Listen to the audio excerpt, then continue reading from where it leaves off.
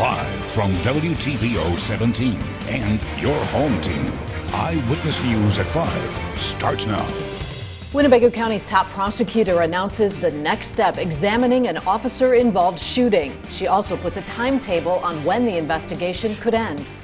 We knew going into this election, pre-voting shattered records. One particular group of voters helped boost overall turnout numbers locally.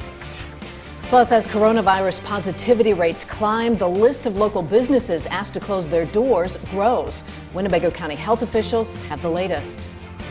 Good evening, I'm Mimi Murphy. And I'm Eric Wilson. We'll get to those stories in just a minute, but first, the fate of high school basketball seems to have hit the backboard once again. Schools around the state line's plans will change after the NIC-10 conference released a statement about the upcoming hoop season today. Scott Leber joins us now. Scott, what's the latest? Well, it was a week ago. The IHSA said the high school basketball season could go on, and that generated a lot of excitement initially, but that excitement rapidly died down when it became apparent many school districts weren't willing to risk the health of their student athletes or risk being held liable if COVID cases did break out. So the member schools in the NIC-10 conference just a little bit ago announced that they will delay the start of the basketball season. Practices won't start November 16th as scheduled, and games won't begin November 30th as scheduled. It's clear school districts are reluctant to go against the recommendation of Governor Pritzker and the Illinois Department of Public Health and the Illinois State Board of Education. All three organizations now consider basketball to be a high-risk sport, and they advised last week that the season be put on hold.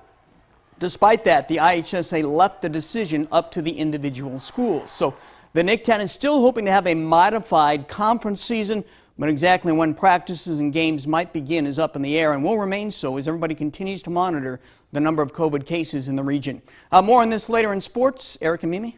All right, Scott, thanks for that update. Investigators provide an update on the officer-involved shooting of Tyrese Jones. Police shot the 21-year-old 3 times October 2nd. The task force that first took over the incident has passed its findings on to the Winnebago County State's Attorney. Michelle Rave joins us in the studio. Michelle, what's the next step in this investigation? Eric, Mimi, now it's up to the state's attorney's office to decide if that Rockford officer will be charged. The Winnebago-Boone County Integrity Task Force completed their investigation into the shooting at Harrison and South Main. This morning, they turned that investigation over to state's attorney Marilyn Height-Ross. Police have said they were chasing Tyrese Jones on October 2nd when he got out of the car at the intersection. Officer Dominic McNeese shot at Jones, hitting him 3 times in the back and arm. At the time of the incident, police say they believe Jones had a gun, but Height-Ross has said no weapon was recovered at the scene.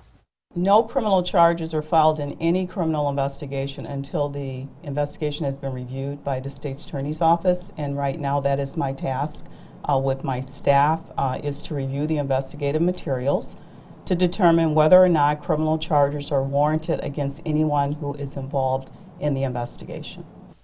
Height-Ross says this will take some time because it would be a very thorough investigation. However, she did mention her goal is to finish it while she's still in office, which is just a few weeks away. Eric? Thank you, Michelle. 2 people are recovering after an early morning shooting in Rockford. This happened around 1:45 on Carthage Drive near Alpine and Harrison. Officers found 2 victims at the scene. Both people had non-life-threatening wounds. Police say the investigation is ongoing. Anyone with information on this shooting should call RPD or Crime Stoppers. America is still watching and waiting to see who will be in the Oval Office January 21st. Eyewitness News is your local election headquarters. Ballots are still being counted in Georgia, North Carolina, Pennsylvania, and Nevada. The Trump campaign filed federal lawsuits in a number of states, but judges in Georgia and Michigan have already dismissed those. In Pennsylvania, the Trump campaign was granted access to observe ballot counters in Philadelphia. Joe Biden's in Delaware, where his campaign manager held a virtual press conference today, expressing confidence in winning the race. Meanwhile, voting records were shattered throughout the nation and here in the state line this year, leaving 2016 numbers in the dust. Ari Bruckman provides a county-by-county breakdown of local voter turnout. We anticipated the numbers to be really high, and they were. The 2016 presidential election had a voter turnout of just 55%, a 20-year low. So there was a push to get people to vote this year, either at the polls or early. We processed over 13,000 people between vote by mail and early voters. Taking a look across the state line, Stevenson County had a turnout of 65%. 72% in Winnebago County, 74% in Boone, and the highest in Ogle with 83%. I did think that we were going to have a little bit higher turnout in the polling location. I thought we'd have about an 80% turnout. We only had about a little over 74%. Winnebago County Clerk Lori Gummo was surprised at the number of people who registered to vote for the first time this year, but said she's glad they did. The people that were voting for the first time found it to be a very pleasant and very easy experience, and I'm hoping that will translate into future elections. In Rockford, for your home team, I'm Ari Bruckman. Illinois health officials say the state has passed 10,000 coronavirus-related deaths. That's after 97 additional lives were lost overnight. That includes 4 residents combined from Joe Davis, Stevenson, and Whiteside counties. Just under 10,000 additional cases were reported across the state. State's case total is now over 447,000. As of last night, more than 3,800 patients were in the hospital with COVID-19. 343 were on ventilators. High positivity rates linger in the state line, too. That's driving Winnebago County health officials to add local businesses to the growing list issued closure orders. Urban Forest Craft Brewing in Rockford and Fresh Start Cafe in Loves Park were cited after the health department says they allowed indoor service. There are more than 30 establishments on the list. Some have received 5 closure notices. Democrats have kept the House but are unlikely to expand their majority, despite predictions of continuing 2018's blue wave and a possible flip in the Senate. At least a handful of Democrats and states President Trump won in 2016 lost, and several Republicans targeted for flips by Democrats held on to their seats. Washington correspondent Jesse Tenor is keeping you connected to the nation's capital. We still have a majority. That's important. Congressman Steve Cohen joins a large pool of House Democrats to win back their seats. But Republicans were able to oust some of their colleagues. I was disappointed in the overall in the House results. I thought we would be gaining votes, members. Cohen attributes the smaller margin to Democrats being overly optimistic and Republicans responding well to accusations made by President Trump about Democrat policies the president says are socialist. He gave the people what they wanted to hear. House Republicans who won re-election, like Tennessee Congressman Tim Burchett, credit the same thing for not only holding on to seats Democrats targeted, but also flipping seats. Black folks, with Hispanic folks, go down the list. And people want to succeed. They don't want more taxes and they don't want more government. But Burchett says the election also shows why Democrats need to revamp their strategy. The old folks just don't get it. You know, they're old. It's not barbecue and bluegrass anymore. While control of the Senate still hangs in the balance, on Thursday afternoon, Burchett and Cohen were both optimistic about the presidency, but from different sides. I think it's going to end up in the courts regardless. Joe Biden's going to be president. In Washington, I'm Jesse Tenor. Now, your first warned weather forecast with Chief Meteorologist Candace King. Just an absolutely gorgeous afternoon. After we started off with some cloud cover out there earlier today, we were able to see plenty of sunshine, and once again, that warmed our temperatures this afternoon into the upper 60s and low 70s. A live look with our Mercy House Sky Track camera now. Up in Beloit, Wisconsin, we are going to continue with that clear sky as we go through the remainder of this evening. See King at WTVO.com. That's where you want to share your fall pictures. Have to say a big thank you to Earl Kane for sharing his gorgeous fall photo for us here this afternoon. Still some beautiful signs of fall, even though our weather a little bit more typical of what we would experience during mid to late September. But hey, we'll take it, right? Because pretty soon we'll be talking about snow as we get to the winter season.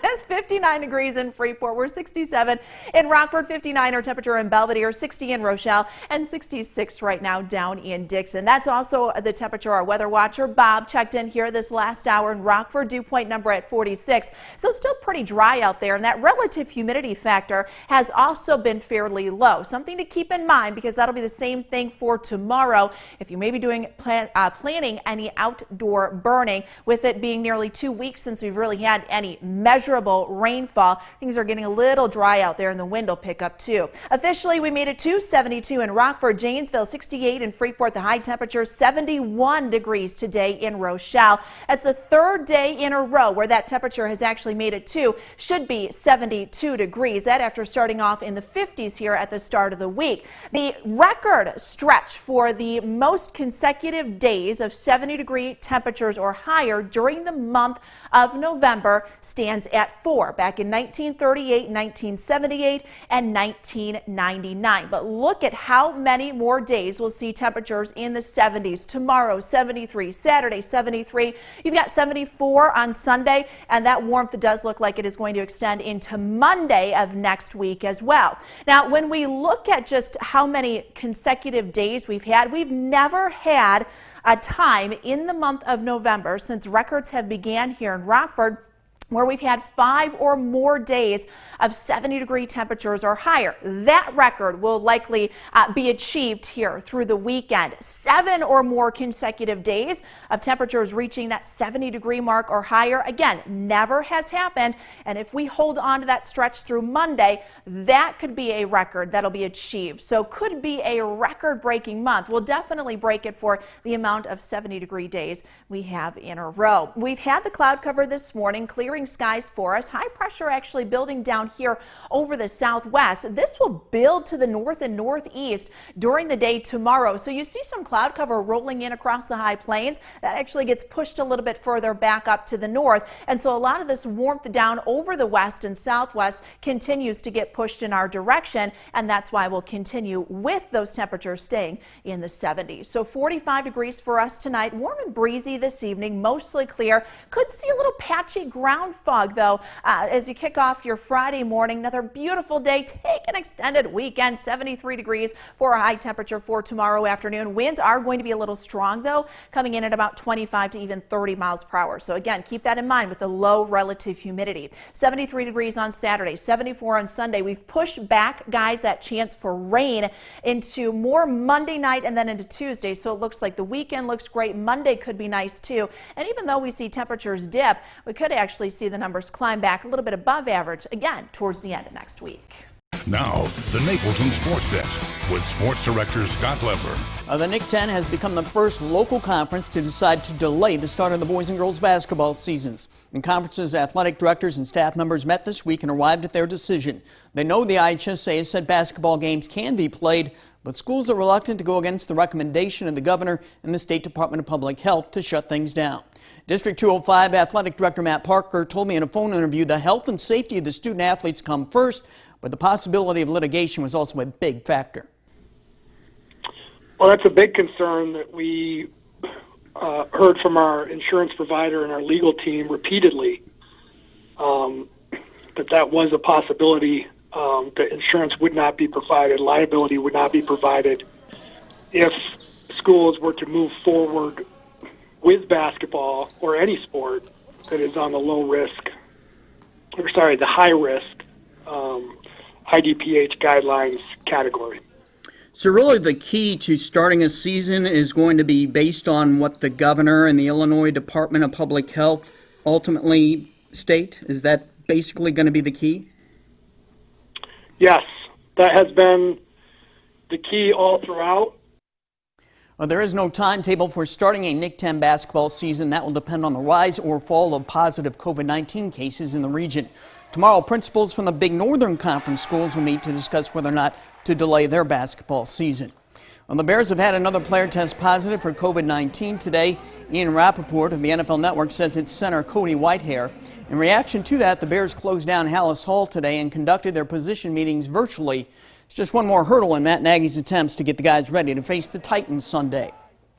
Tonight, the Packers take on the 49ers. The Niners got some good news today. Receiver Kendrick Bourne, who tested positive for the virus yesterday, tested negative today. So that was a false positive yesterday. Despite that, Bourne and 3 other players who were put on the reserve COVID-19 list yesterday still cannot play tonight. That's sports. We'll be right back. First Warn Interactive Radar brought to us by Rockford Auto Glass and More. Skies will continue to stay clear and rain-free. We need some rainfall. It's been almost 2 weeks since we've had that. We're going to stay pretty dry, though, straight through the weekend. In fact, our temperatures will be climbing back into the 70s. 73 degrees again tomorrow afternoon. Same thing for Saturday. And then we stay in the 70s through the weekend. Back near seasonable next week. Looking good. Thanks, Candace. And thank you for spending some time with us. Stay safe.